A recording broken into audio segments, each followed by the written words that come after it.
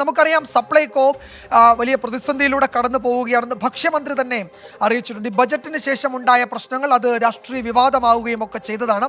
സപ്ലൈകോ ഔട്ട്ലെറ്റുകളിലൊന്നും സാധനങ്ങളില്ല എന്ന പരാതി ഉയരുന്നുണ്ട്.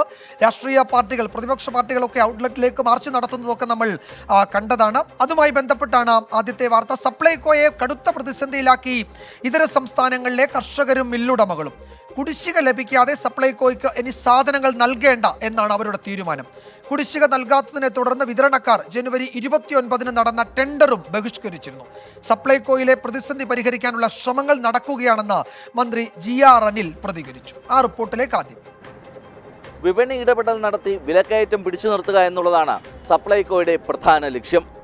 എന്നാൽ കഴിഞ്ഞ ഏതാനും മാസങ്ങളായി സമാനതകളില്ലാത്ത സാമ്പത്തിക പ്രതിസന്ധിയിലാണ് സപ്ലൈകോ. ഒടുവിൽ അന്യസംസ്ഥാനത്തെ കർഷകരും മില്ലുടമകളും ഇനി സാധനങ്ങൾ നൽകില്ലെന്ന് തീരുമാനിച്ചതോടെ സപ്ലൈകോയ്ക്ക് ഒരു ഇഞ്ച് പോലും മുന്നോട്ട് പോകാനാകാത്ത സ്ഥിതിയായി.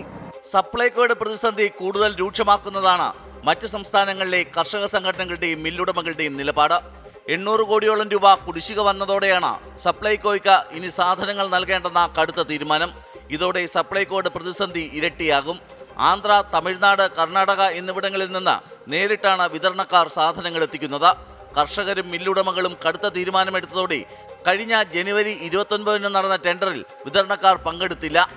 ഒരു കടയും അടച്ചുപൂട്ടിയിട്ടില്ലെന്നും പ്രയാസങ്ങൾ മാറ്റുകയാണ് സർക്കാർ ലക്ഷ്യമെന്നും മന്ത്രി GR അനിൽ. സാമ്പത്തിക പ്രയാസങ്ങളുണ്ടെങ്കിലും ഒരു പൊതുമേഖലാ സംരംഭം എന്ന നിലയിൽ അതിലെ ജീവനക്കാർക്ക്, അത് ആശ്രയിക്കുന്ന ജനങ്ങൾക്ക് പ്രയാസകരമാകുന്ന ഒരു നിലപാടും സ്വീകരിക്കില്ല. ഒരു തൊഴിലാളിയെയും പിരിച്ചുവിട്ടിട്ടില്ല, ഒരു കടയും അടച്ചിട്ടില്ല. സബ്സിഡി സാധനങ്ങൾക്ക് പുറമെ 40-ലധികം സാധനങ്ങൾക്കും സപ്ലൈകോ ടെൻഡർ ക്ഷണിച്ചിരുന്നു. കുടിശ്ശികയുടെ പകുതിയെങ്കിലും ലഭിച്ചാൽ പങ്കെടുക്കുമെന്നാണ് വിതരണക്കാരുടെ നിലപാട്. ഓണക്കാലത്ത് തുടങ്ങിയ സാധനങ്ങളുടെ ക്ഷാമം ഇപ്പോഴും സപ്ലൈകോയിൽ തുടരുകയാണ്. 13 സബ്സിഡി സാധനങ്ങളിൽ ഒന്നുപോലുമില്ല.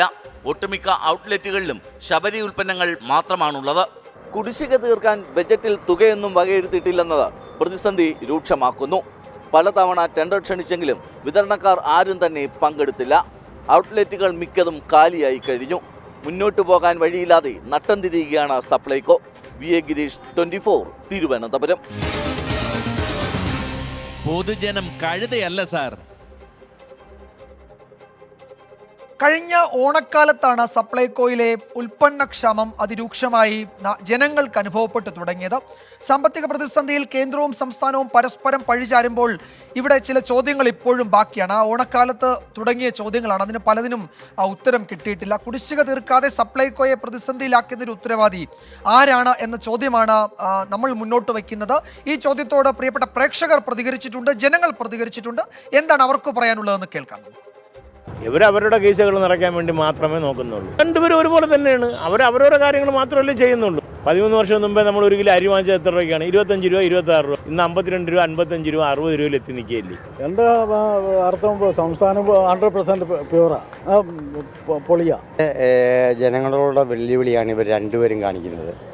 സാധാരണക്കാരായ ആൾക്കാർക്ക് സബ്സിഡി മൂലം ലഭിച്ചുകൊണ്ടിരുന്ന ഒരുപാട് സാധനങ്ങൾ നിലവിൽ കിട്ടാതെ വന്നു കഴിഞ്ഞപ്പോൾ അവർ ദൈവത്തോടെ പറയുക. നമ്മൾ പ്രതികരിച്ചിട്ട് ഫലമില്ലാതെ വരുമ്പോൾ പിന്നെ ഒരു നിസ്സംഗതയിലേക്ക് പോവാണ്. ശരിക്കും ഒരു എന്താ പറയുക, ഒരു സ്തബ്ധമായിട്ടുള്ളൊരവസ്ഥ. അപ്പോൾ ആ ഒരവസ്ഥയിലേക്ക് പോവാം. ഇവർ രണ്ടുപേരും പരസ്പരം പഴിചാരി ആരാ വിജയിക്കുന്നതെന്ന് നമുക്ക് കാത്തിരുന്ന് കാണാം. കേന്ദ്രം കേരളത്തെ അവഗണിക്കുന്നു എന്ന് തന്നെയാണ് തോന്നുന്നത്. BJP ഭരിക്കാത്ത സംസ്ഥാനങ്ങളൊക്കെ കേന്ദ്രം അവഗണിക്കുന്ന ഒരു രീതിയാണ് ഇപ്പോൾ ഉള്ളത്. ആരും പറയണം കേന്ദ്രം കൊടുക്കണില്ലെന്ന്. കേന്ദ്രം സഹായിക്കും പോലെ ആരും സഹായിക്കണില്ല. ഇവര് പറയണ കൊടുക്കണില്ല.